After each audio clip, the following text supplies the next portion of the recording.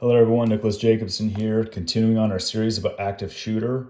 In this episode 6, we are now moving on to the run as a response. And understanding that when you hear run, get out any way possible, it's not always that simple. And this should add into what your plan is when it comes to what doing these events. And I put quotes on that because every emergency manager likes to throw out there, have a plan, but they fail to provide you with the tools on how to develop what that plan is. And frankly, it's because most of them don't know what they're talking about. It's an unfortunate part of the emergency management world. And, to my fellow emergency managers, my brothers and sisters who are doing that, if you don't provide the proper tools, you're failing to provide people with the proper instruction preparedness. And that's on you. So run. When it comes to active shooter, active threat events, and we can lump both those events in together when it comes to the run. Run isn't always running. We really need to think when we hear run, move with purpose. Moving with purpose is different than just running. When people run or run away, there's fear and there's adrenaline going, and you just run and don't stop running. A perfect example of this was the Las Vegas shooting. And when it came to the Las Vegas shooting and the shooting began, the first reaction everyone had when they're out in this open area being shot down upon from an elevated position from that hotel, their first reaction was to cover up and duck down. They had no protection. They weren't even hiding. They were literally sitting ducks. It took individuals in that crowd to start shouting out, "What are you doing? What are you doing? Get up, run, run, run." For people to finally start getting up and start running and moving away. And when they started running, they ran for miles. Some of those people had been shot and injured. We're going to revisit that in just a minute. When you run, you move with purpose. You don't just keep running. You go to specific locations. And in the military, when we would be movement under contact or under fire, we would move from a position of cover and concealment to a position of cover and concealment. We had deliberate movements we would make. And we'd also move to what we call the terrain feature or away, which we'll talk about in a moment. So where are you going? Ultimately, where you're going to go is to safety. And this is going to be determined based off of your assessment of the situation. Remember, we made an assessment. We determined we have the opportunity to run. You then are moving, but you're moving to a place, the nearest place of safety. We'll talk more about that. You are continuing to assess as you move because situations and circumstances can change. Again, you're going to go to what we call a terrain feature away. We'll talk about that in the next slide, and constantly be prepared to adjust to circumstances. So here I have a random school I found off of a maps. At least I assume it's a school. You got like a football field, it looks like here, some courts. This is just a random school. I'm not sure what the location is. I just kind of zoomed in onto a populated area and looked at a few different schools to highlight picture. This one happens to be in both, looks like a apartment complex area, large housing, to standard single family housing units over here, to even kind of an industrial area. So this kind of has the gambit of it all. You can find schools in industrial areas and heavily housed and homed areas. Sometimes you can find them in more remote areas. Either way, you can still have that in your plan to move a terrain feature away. So what is a terrain feature? In the military, a terrain feature was a physical piece of land. Hills, valleys, ridgelines, saddles, depressions. They were physical pieces of land that you put between yourself and the enemy threat before you stopped and reassessed yourselves and your situation. So that was your plan. I'm going to move a terrain feature away. So I've kind of highlighted here in yellow the property of this particular school. Now, yes, there are multiple things that we could say are terrain features within the confines of this school grounds. I would argue, though, for your thought process and your planning, make it your goal to try to get physically off of the school grounds and put that terrain feature between you and those school grounds. So When you're moving, another thing to be aware of, it's very possible that the majority of this school is surrounded by fencing, but there's going to be most likely points of entry and exit throughout campus. Be aware of that. Your business, your location you're going to visit, be aware of where the exits are. Because if I'm here and I just start running this way, there might be a fence here preventing me from going that way. And while maybe I could climb that fence, let's just say I'm a teacher and I have little kids with me. Are they all going to be able to climb that fence? Possibly not. So I need to get myself and those kids out of danger. I'll go through wherever the exit points are. I don't know for this particular location. But the terrain features I'm going to use are here. We have a wood line here, a bunch of wood line, and even the beginnings of housing. I'll get to the other side of this, just outside of what I kind of marked as a dotted line. Before I stop, and if I'm a teacher with kids or if I'm a staff member and I have other coworkers with me, I stop and reassess. Hey, is everyone still with us? Let's check ourselves. Assess yourself. Have you been injured? Then assess everyone else. Have they been injured? Do they need medical attention? But this is where you stop, and you also assess, is it safe to even stop? Because if it's not safe here, if say the threat pursues and follows you, or for whatever reason you determine this is not safe, move another terrain feature away. And again until you're actually at that point of safety. But you need to stop and make that assessment. You know, here I have, it looks like a bunch of different houses that are neighboring the property. I would go just onto the other side of that street at least, putting that house or building between you and the property, which is where the threat would be located. Again, some more general housing area. There's kind of an industrial area here. I mean, you could be on the other side of these buildings or even just across the street from it. You know, you're putting that physical object between you and the threat, literally creating cover, something that would stop a bullet if it's coming your way. Why you have to stop? We're going to take this back to the Las Vegas shooting. You have these individuals who were injured and they ran and literally ran for miles away. Adrenaline does amazing things. It will actually constrict your blood vessels and prevent you from bleeding out right at first, depending on the extent of the injury, but it will save your life.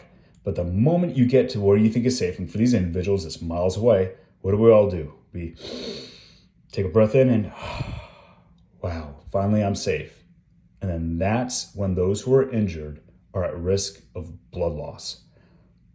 Where are emergency services going to be going to these events? And even in school shootings, all the way up to this Las Vegas shooting, it literally locked down the roads, made it almost impossible for emergency vehicles to come and go.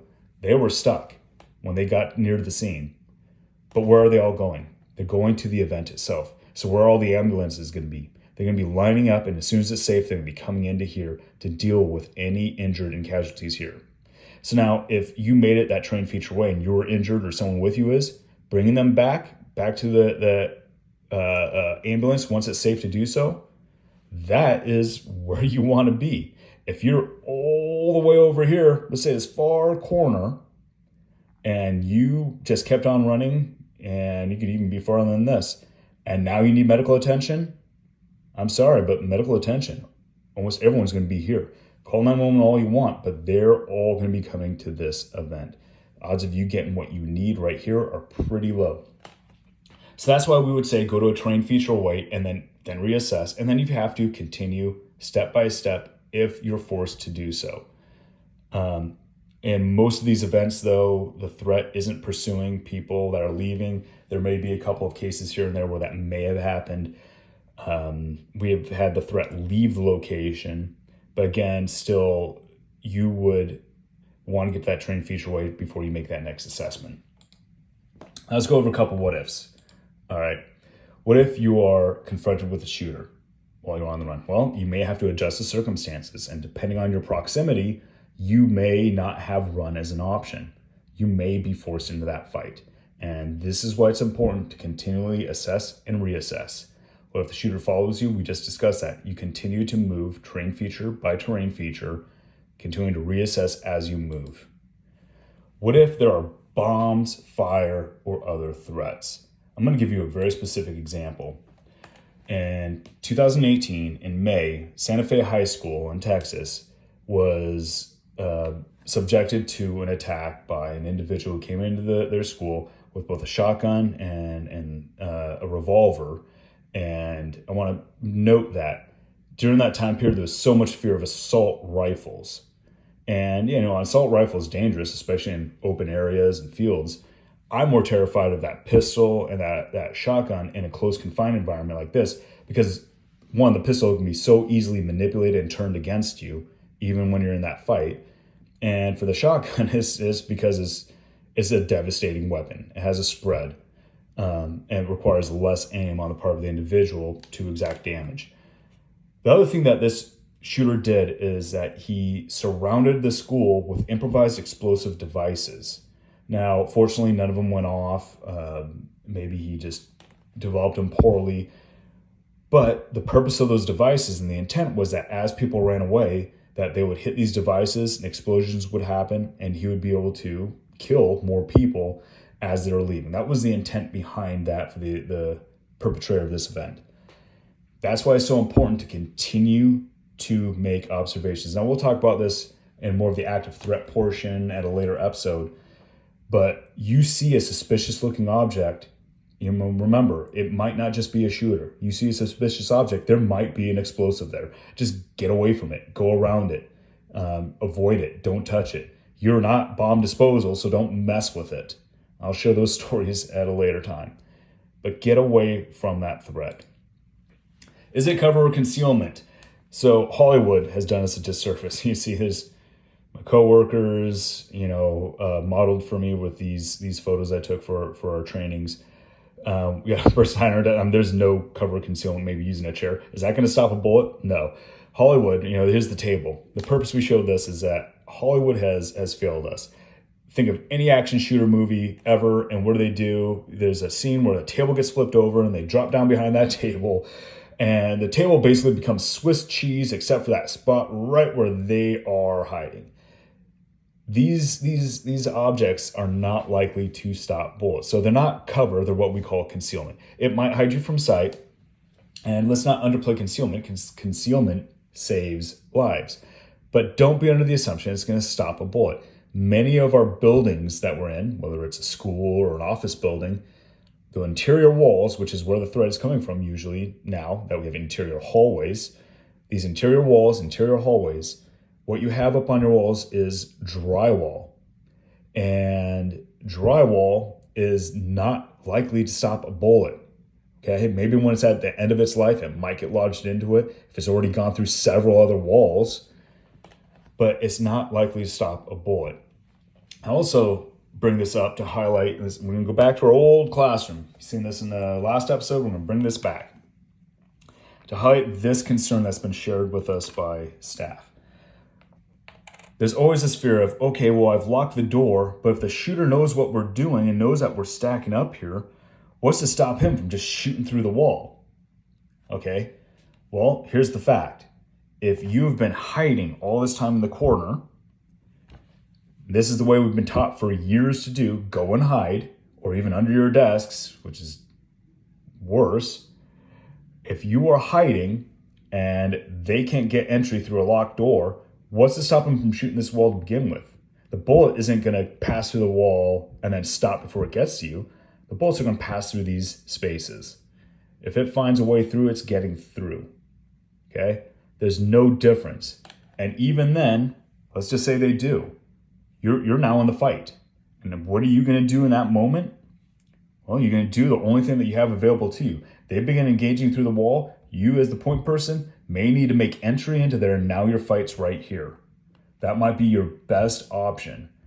If this individual gets incapacitated because they're shot, it may take this individual bypassing and coming. The fight is not over. And where's the fight happening? It's happening right here. It's not happening from back here. You cannot defend yourself from back here. So let's not have a misconception on cover and concealment. And I'll also say, don't overthink it. If you don't know if it's cover or concealment, assume it's concealment. Simple way, cover stops bullets, concealment hides you from sight. If you don't know, just assume it's concealment. All right, that's it for this episode. For Run, we will talk a little bit more Run with the what if scenarios in that episode coming up. But next, we're going to dive into primarily the schools focusing on drills and drilling. That's going to be the subject of our next episode.